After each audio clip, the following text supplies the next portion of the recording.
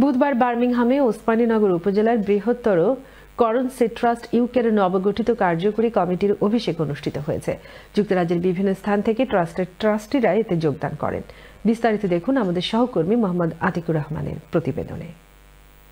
শিক্ষা সহ বিভিন্ন ক্ষেত্রে অনগ্রসর, বঞ্চিত ও দরিদ্র মানুষের জন্য দীর্ঘ প্রায় 13 বছর থেকে কাজ করে যাচ্ছে ওসমানীনগর উপজেলার বৃহত্তর করন সি ট্রাস্ট ইউকে।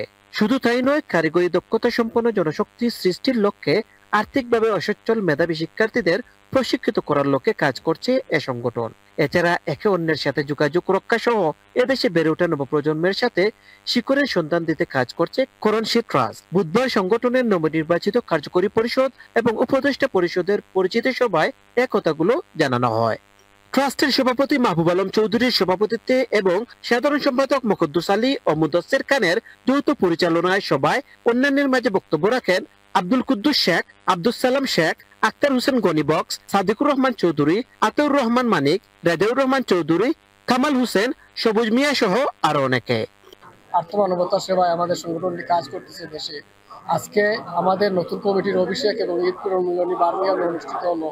আপনারা দেখতে পাচ্ছেন বিভিন্ন শহর থেকে স্বতঃস্ফূর্তভাবে আমাদের ট্রাস্টিরা এসে উপস্থিত হয়ে মূল লক্ষ্য হল এলাকার ঐক্যটারে ধরিয়ে রাখা এবং এলাকার যে আত্মমানবতার সমাজ, যেমন দুর্যোগ, বিভিন্ন যেমন বন্যা, মহামারী অথবা শিক্ষা ব্যবস্থার উন্নতি করা। বার্মিংহাম থেকে Mohammad Atiqur Rahman, channel S news.